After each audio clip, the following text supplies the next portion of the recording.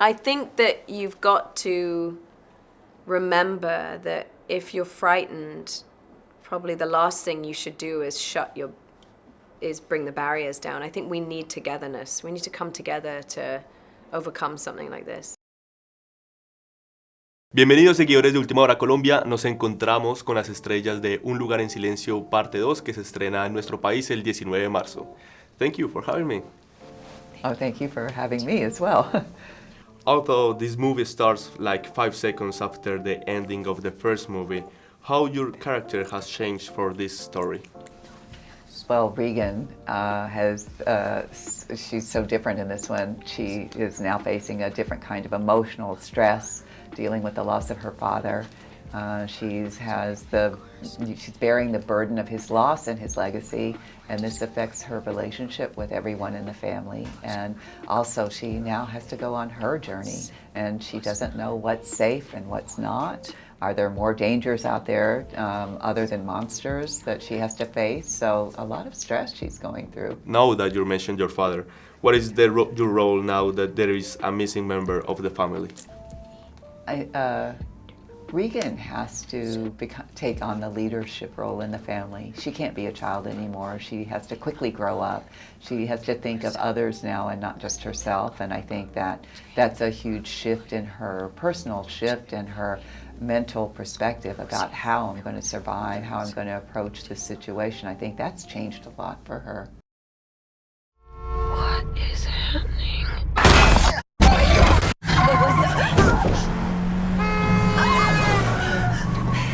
It's okay.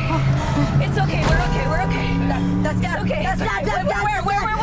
Where? Mom. Oh my God.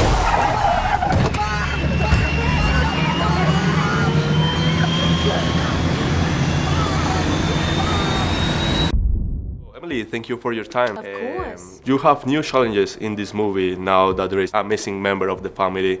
I would like to know, what did you learn as a mother with this movie? What did I learn as a mother? I think that it's such a personal film for me because I think Evelyn Abbott is somebody who really defines herself by this maternal ferocity that she possesses and acts on. And so she's a character I really admire and I love playing her. I think she's so courageous, and the stakes are even higher for her in this film because she's lost her partner, so she's grief-stricken, but she's got to keep these kids alive. She stands to lose everything now. So the stakes are ratcheted up, it's more dangerous, she's more in peril, she doesn't know who to trust, she doesn't know where to go. So I really found it, really fulfilling getting to kind of show her next chapter, And do you think that she's preparing her kids to protect themselves from this world? I mean, I always felt that about the first film, that she was trying to thrive in this environment, but now her environment's been shattered, so it really just becomes about, like, how does she keep them alive? Like, how does she stop the bleeding, This question is from our social media, and Andrea Estrada wants to know, what is the hardest thing that you experienced in this movie? The scene with the bear trap.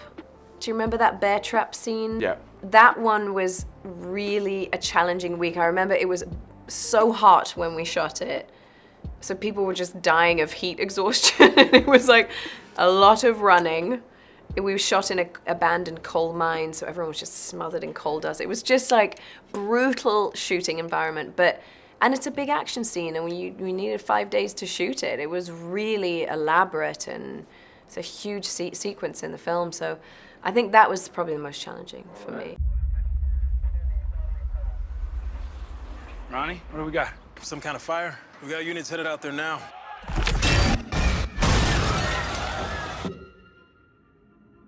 I don't know why he came all the way up here. He won't survive. There are people out there. People worth saving.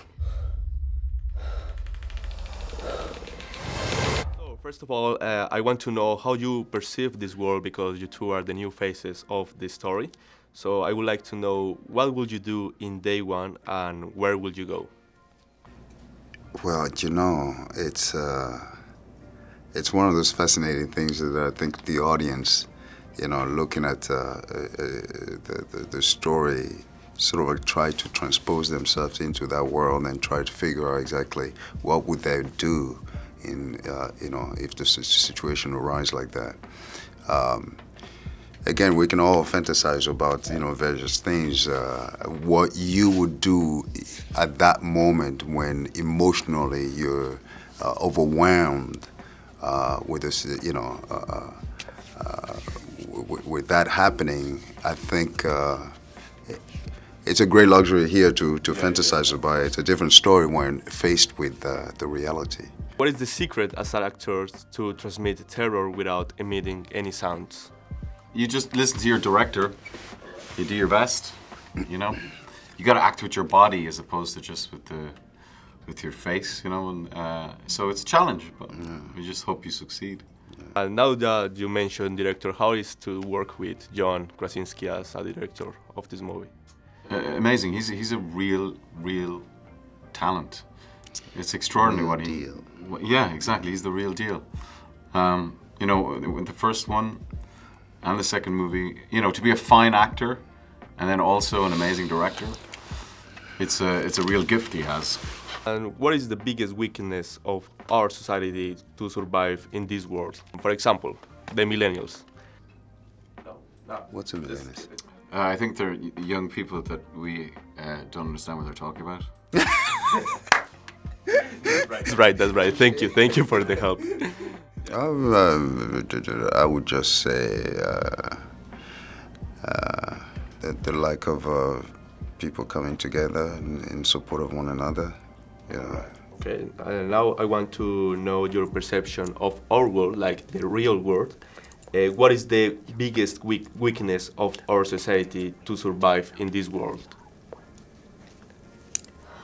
Oh, that's a really hard question you're asking.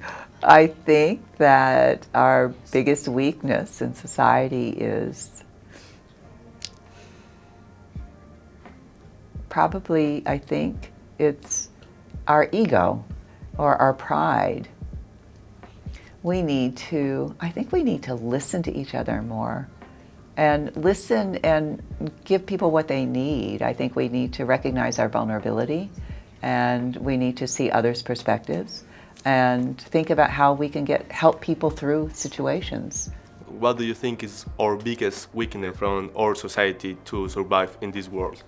I think that you've got to remember that if you're frightened, probably the last thing you should do is bring the barriers down. I think we need togetherness. We need to come together to overcome something like this.